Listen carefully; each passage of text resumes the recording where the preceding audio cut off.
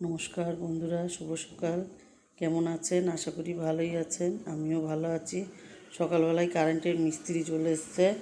কারেন্টের মিস্ত্রি মানে কি, আমাদের ইনভার্টারের জল শেষ হয়ে গেছে।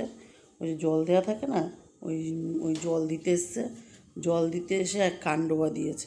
মেন সুইচ অফ করেছে। মেন সুইচ যখন চালাচ্ছে, কারেন্টে কিছু চলছে না।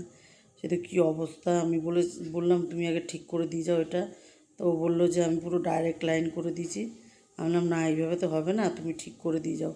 তারপরে আবার পরে প্রায় 1-1.5 ঘন্টা ধরে ওই জিনিস ঠিক করে তারপরে গেছে। ওরা যাওয়ার পরে চান করে পুজো দিয়ে মেয়ের বাড়ি আসলাম। ছোটো নাতি উপর দিয়ে দেখতে পেয়েছে, কাঁদছে। ওইখান থেকেই ঝাঁপিয়ে নিচে আসবে, চিন্তা করেন। ও ভাবছে ঘুরতে নিয়ে যাবে বুঝি। তাই আমি বললাম না সোনা, যাচ্ছি, দাঁড়াও। ও কান্নাকাটি শুরু করে দিয়েছে। শরীরটা ভালো নেই ছোটো ছেলেটার। বড় ছেলেটার 2 দিন আগে ঠান্ডা লেগেছে, আর ছোটো ছেলের হবেই হবে। যেয়ে না আগে ওকে চান করিয়ে দিয়েছি। সকাল সকাল চানটা করিয়ে দিয়ে আমি একটু চা খেয়ে নিলাম। আর এখানে মুড়ি মেখে দিয়েছে। আর দেখেন বাবা ফটো দেখছে, মোবাইলে দেখাচ্ছি ওকে, দেখছে। মুখটা দেখেছেন কেমন শুকিয়ে গেছে বন্ধুরা। আর 2 দিন অন্তর অন্তর খালি মুখ শুকিয়ে যায়। আর এইটুক তো মুখ। আর ওর মা বানাবে আলু পটল দিয়ে, টমেটো দিয়ে কাতলা মাছের ঝোল, পাতলা ঝোল করবে। আর কুমড়ো ভাজা করবে বলছে। আর ডাল করবে। দুই ছেলের জন্য একটু ডাল লাগবে বন্ধুরা। ও একটু ডাল খায়। আর এই যে মাছ ভাজছে এখন। আর কুমড়োটা আমি বললাম পারলে করিস, না তো ছেড়ে দে, ছেলের শরীর ভালো না। আমি বললাম এক কাজ করি, তাহলে ছেলেকে দুধ খাইয়ে দিলাম। ও কিচ্ছু খেতে চাচ্ছিল না বন্ধুরা। আমি আবার যে দুধ খাইয়ে দিলাম, দুধ খাইয়ে আমি বললাম আমার কোলে ঘুমাও। কোলে 3 ঘন্টা রেখে ঘুম পাড়িয়ে রেখেছি। বিছানাতেও দিইনি।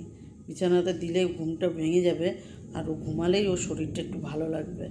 3 ঘন্টা কোলের মধ্যে রেখে আর বড়ো ছেলেকে বললাম একটু পড়ে নাও আমার কাছে। আর ওর মা এখন মিক্সি করবে। এই যে টমেটো দিয়ে, ওরা ভীষণ টমেটো খায়। টমেটো মানে আমরা যদি 2টো দিই, ওরা 4টে দেয় একটা তরকারিতে। যাই হোক, পাতলা করে ঝোল করবে। এদিকে দেখি কুমড়ো ভাজা করছে। আর ছেলে আমার কোলে রয়েছে। আমি বললাম সবার খাওয়া হয়ে যাক, তারপর ছেলেকে খাওয়াবো, ছোটো ছেলেকে। ওর শরীরটা ভালো নেই তো, ভাত টাত কিছু খাচ্ছে না কালকে থেকে। তা ভাতও খায়নি, দুধটা খেয়েছে আমার কাছে। 8 চামচ দুধ, 150 বার ওর মুখের ধারে যেয়ে ওই চামচটা নিচ্ছি আর আনছি। ওই 150 বারের মধ্যে কখনো কখনো একবার করে নিয়েছে। খুব কষ্ট করে আজকে দুধটা খাওয়ানো হলো। আর এমনি এত দুষ্টামি করে না। আর শরীরটা ঝিমিয়ে রয়েছে, একদম নেতিয়ে রয়েছে। এদিকে মাছের ঝোলও হয়ে গেল। আমি বললাম তাহলে আগে খেয়ে নিই। বড়ো ছেলে খেলো না, চান করে উঠে ও চাউমিন খেলো। আমি বললাম 2টো বাজে, পড়ে টড়ে এসে 2টো বাজে। আমি বললাম 2টোর সময় চাউমিন খেও না। ঠিক খেলো, খেয়ে দিয়ে বলছে আমি এখন ভাত খাবো না। আমরা বসে গেছি 3 জনে খেতে। ছোটো ছেলে যদি খায় খাওয়াবো, না তো দুধই খাওয়াবো, কারণ ওর মুখ ভালো নেই তো, খাবে না। সব করে টোরে বড়ো ছেলেকে নিয়ে বেরিয়ে আসলাম। বড়ো ছেলে পড়তে যাবে, ওর পড়ার টাইম হয়ে গেছে। আর ছোটো ছেলেটা দেখেন উপর দিয়ে আবার কাঁদছে আমাদের সাথে যাবে বলে। ওকে নিয়ে আসতে তো কোনো ঝামেলা নেই, কিন্তু রাত্রিবেলা ওর মায়ের দুধের নেশা। হ্যাঁ, ওটা নিজেদেরই কেমন পাপ লাগে, মনে হয় যেন ঘুমায় না তো, অনেক রাত্রির করে ঘুমায়। এমনিও 3:30, 4টে পর্যন্ত ঘুমায়।